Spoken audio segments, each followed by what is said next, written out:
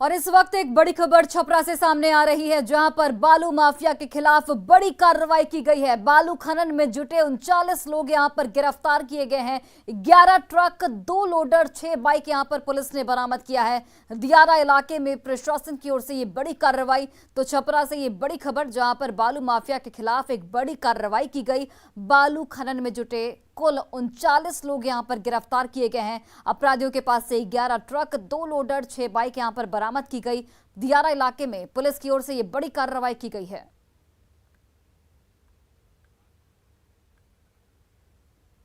और एक और बड़ी खबर खगड़िया से सामने आ रही है, जहां पर ट्रैक्टर पलटने से 2 बच्चों की दर्दनाक मौत हो गई है। 5 लोग यहां पर गंभीर रूप से जख्मी हैं। कलश यात्रा में शामिल होने ये सभी लोग जा रहे थे। घायलों का फिलहाल अस्पताल में इलाज जारी है। गोगरी के कटघरा दियारा की ये पूरी घटना। तो बड़ी खबर खगड़िया से, जहां पर सड़क हादसे में करीब 2 बच्चों की मौत हो गई, 5 लोग गंभीर रूप से जख्मी हो गए हैं। ट्रैक्टर पलटने की वजह से ये बड़ा हादसा हुआ। आपको ये भी जानकारी देते चले कि कलश यात्रा में शामिल होने सभी लोग जा रहे थे। फिलहाल 5 घायलों का अस्पताल में इलाज जारी है।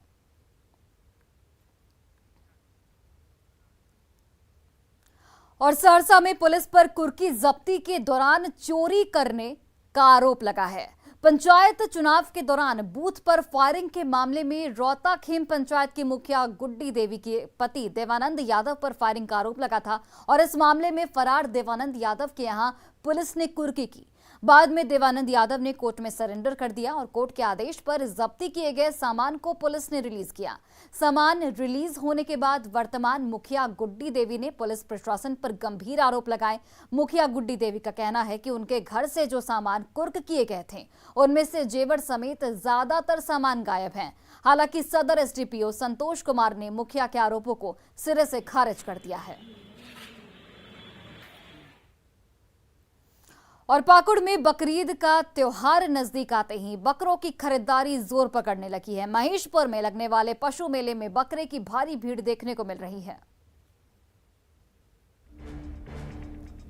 पाकुड़ में बकरीद का त्योहार नजदीक आते ही बकरों की खरीदारी जोर पकड़ने लगी है। लोग बकरीद को लेकर बकरों की खरीदारी में जुट गए हैं। महेशपुर में लगने वाले पशु मेले में बकरे की भारी भीड़ देखने को मिल रही है। दूर दूर से लोग बकरीद के लिए बकरा खरीदने के लिए आ रहे हैं, जिससे इस कारोबार में जुटे लोगों को मुनाफा मिल रहा है। इस कारोबार से जुड़े लोगों की माने तो अब तक लाखों रुपए से अधिक कारोबार हो चुका है, जिससे कुछ दिनों में तेजी से बढ़ने की संभावना है। पड़ोसी राज्य बिहार और बंगाल से भी लोग बकरीद में बकरी की खरीदारी के लिए आ रहे हैं, जिससे कारोबारियों में खुशी का माहौल है। व्यापार में आए उछाल से कारोबारी अधिक संख्या में बकरों की मांग को पूरा करने में जुट गए हैं, जिससे लोगों की मांग की पूर्ति की जा सके।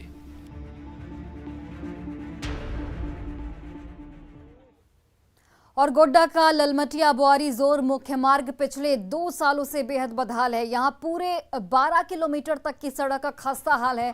यहाँ सड़क पर बने बड़े बड़े गड्ढे हादसे को न्योता दे रहे हैं। ग्रामीणों का आरोप है कि यहाँ कई बार हादसे हो चुके हैं, लेकिन इसके बावजूद भी सड़क नहीं बन पाई है। बरसात के दिनों में इस सड़क से चलना और भी मुश्किल हो जाता है और ऐसे में लोग जो हैं वो बेहद परेशानी का इस वक्त सामना करते हुए। 2 साल से ज़्यादा हो गया इसी तरह स्थिति है। हाईवा ट्रक में बर्बाद कर दिया रोडवाट को। एक्सीडेंट भी रोज हो रहा है। इसमें बड़ा बड़ा गड्ढा है जिसमें तो लोग गिर जाता होगा बरसात के दिन में। हम लोग कितना आते हैं बाजार से तो गिर जाते हैं।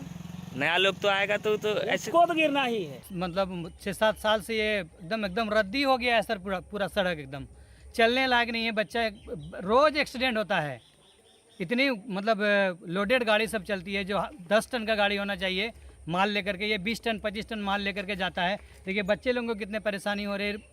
किसको बोलिएगा, इसे तो पानी पूरा भरता होगा। पूरा भर जाता है एकदम, घर द्वार में घुस जाता है। घर में भी पानी चला जाता है। हाँ चला जाता है, धक्का मारता है तो पानी घुस जाता है भीतर। इसमें तो बहुत एक्सीडेंट वगैरह भी होता होगा। हाँ कई बार ट्रक भी हम उल्ट गया, पलट जाता है। जब झारखंड सरकार अपने विकास की गाथा को सुनाती है तो शायद उन्हें ये तस्वीरें भी देख लेनी चाहिए कि उनके कई क्षेत्रों में सड़क की स्थिति क्या है। इस वक्त जिस सड़क पर हम खड़े हैं, ये सड़क बुआरीजोर ललमटिया मुख्य मार्ग है और उस सड़क की बदहाली ये है कि करीबन 12 से 13 किलोमीटर तक का सफ़र जो है वो बिल्कुल ही हिचकोले खाता हुआ है। यहाँ जो स्थानीय लोग हैं उनका भी कहना है कि जिस तरीके से ये सड़कें गुजरती हैं, ये 10 से 12 किलोमीटर का जो एरिया उनका पड़ता है ये बहुत ही ख़राब है। और इसमें जो ट्रक है यानी कि जो पत्थर लोडेड ट्रक पार होती है उसकी वजह से ये सड़क पिछले 2 से 3 वर्षों से ख़राब पड़ी हुई है। तस्वीरों में आपको साफ दिखेगा कि किस तरीके से जो आने जाने वाली गाड़ियाँ हैं वो हिचकोले खाती हैं। और पूरा जो 12 किलोमीटर का या 10 से 12 किलोमीटर का एरिया है ललमटिया से बोरीजोर तक का, वो बिल्कुल इसी तरीके से है। और बरसात के दिनों में तो यहाँ पर कई तरह की दुर्घटना की भी संभावनाएं इस वजह से बढ़ जाती हैं क्योंकि इस क्षेत्रों में कहा जाता है कि जो सड़क पर गड्ढे हैं वो इतने बड़े हैं कि अगर 1 साल का बच्चा उसमें डूब जाए तो शायद वो डूबकर मर सकता है, इतना गड्ढा उस सड़क पर है। तो यहाँ पर जरूरत है कि इस तरीके की सड़कें जो है उसे बनाया जाए क्योंकि ये विधानसभा क्षेत्र बोरियो पड़ता है और लोबिन हेम्ब्रम इस क्षेत्र के विधायक हैं। जब विधायक सदन में ये कहते हुए नहीं थकते हैं कि उनके क्षेत्र का विकास हुआ है तो उन्हें शायद ये तस्वीरें देख लेनी चाहिए कि अभी इस क्षेत्र में विकास कोसों दूर है। गौरव झा, न्यूज़ 18, गोड्डा। मॉनसून के शुरुआती दिनों को बीमारी का मौसम कहा जाता है, खासकर तब जब लोग कोरोना के बाद हालात से ज्यादा जूझ रहे हैं। राजधानी रांची में फिटनेस को लेकर जागरूक लोग सुबह सुबह पार्कों में बने ओपन जिम में जमकर पसीना बहा रहे हैं। तस्वीरें आपके टीवी स्क्रीन पर। जिम में फिटनेस पसंद लोगों से बात की न्यूज़ 18 से हमारे सहयोगी संजय कुमार सिन्हा ने। मानसून के महीने में बीमारियां आम बात है, खासकर जब बारिश का महीना शुरुआती दिनों में होता है तब परेशानियां बढ़ जाती है। लेकिन अगर आपको इनसे बचना है, खुद को फिट बनाए रखना है तो आपको पसीना बहाना होगा। और हम इस समय मौजूद हैं राजधानी के एक पार्क में जहां ओपन जिम में कई लोग पसीना बहा रहे हैं।